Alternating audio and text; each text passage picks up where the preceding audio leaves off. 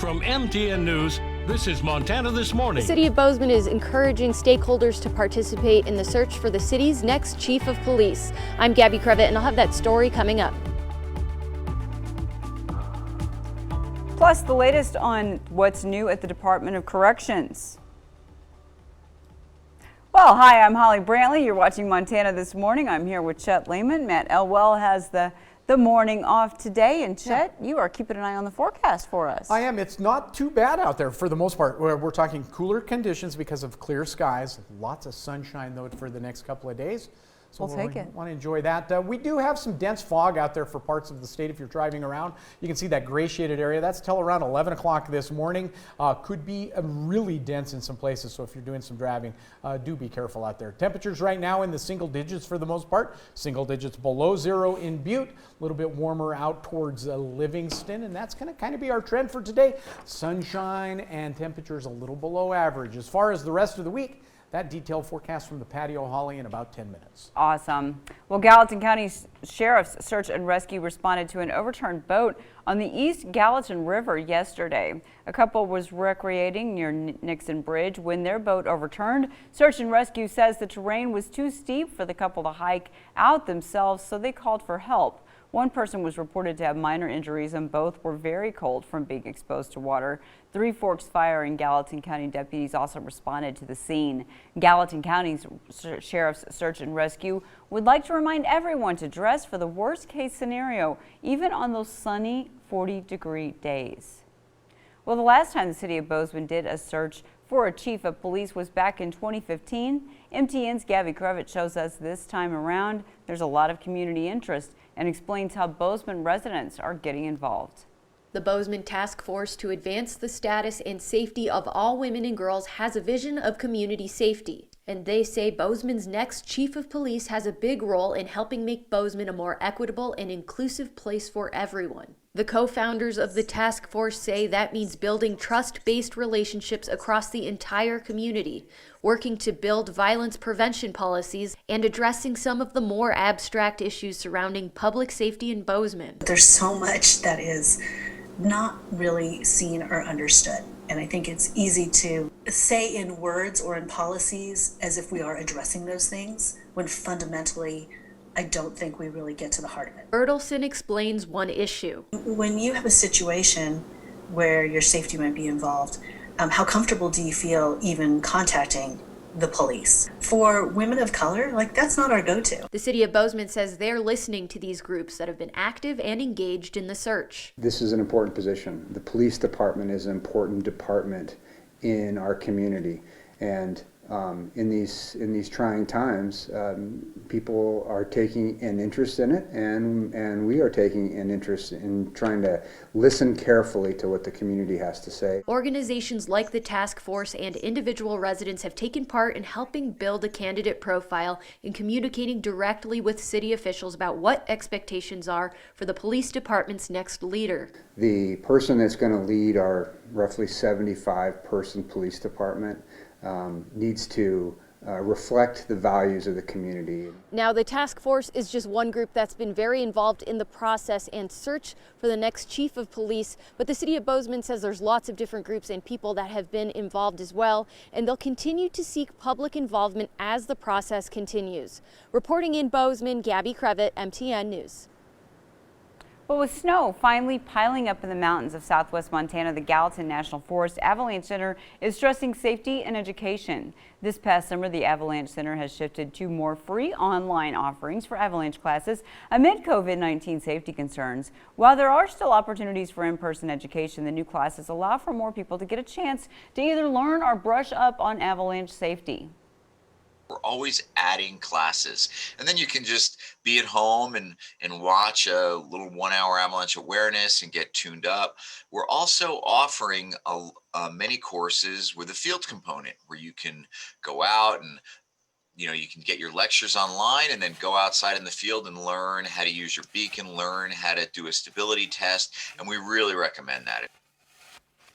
Full list of avalanche classes can be found at mtavalanche.com. Well, yesterday we shared part 1 of an MTN report on a book that criticizes Montana's treatment structure for offenders in the state correctional center. The book's authors, a former counselor and security officer at the now closed Riverside treatment program near Boulder, say treatment policy focuses too much on punishment and is overly influenced by private contractors. In part 2, MTN's Mike Dennison tells us more about these contracts and how they're managed by the state. The Corrections Department has a dozen contracts with private nonprofits that run treatment, pre-release, and sanction centers for convicted felons in Montana, many of them for 20-year terms. Michael Johnson and Rhonda Champagne, the authors of Correcting Treatment in Corrections, say the long-term contracts essentially lock the state into these programs, regardless of their success. In fact, they note that just before the state abruptly closed a state-run treatment program for women inmates at Riverside in 2018, a private contracted treatment program for women had complained that its population had fallen, hurting its finances. The bottom line was the referrals that were going to Riverside were taking away referrals from the Elkhorn Treatment Center. The legislative audit shows that the Department of Corrections was paying $400,000 that year for empty bed space because of the 20-year contract that stipulates that the department will pay for 75% of their population to cover the fixed costs. The Elkhorn Treatment Center is literally across the street from Riverside and provides a 9-month residential drug treatment program for women felons. Amy Tenney, the CEO of Elkhorn's owner, Boyd Andrew Community Services, says she can't say why the state decided to shut Riverside. But she told MTN News that Elkhorn has a stellar success record, with only 2% of its 152 graduates from 2014 to 2017 returning to prison within 3 years. She also said the 20-year contracts were put in place to help contractors finance construction of their facilities, and that the guarantee to pay for 75% of the beds, regardless of whether they're being used, is not unusual. However, a legislative audit last year said the 20-year contracts are unusually long, and that the state has no consistent standard for measuring the outcomes of these privately contracted programs. I had arranged to interview state corrections officials about their management of the contracts and treatment programs, but last week they canceled the interviews and said they would answer questions only in writing. The department confirmed it was paying thousands of dollars to Elkhorn for empty beds, and that cost did play a role in its decision to close the treatment program at Riverside. Yet DOC did say it will stop entering into 20-year contracts in response to the audit. It also says those longer contracts are often updated or renegotiated, with contractors agreeing to program changes requested by DOC. But are these programs successfully rehabilitating their clients? The department says it's working with outside experts on ways to measure those outcomes.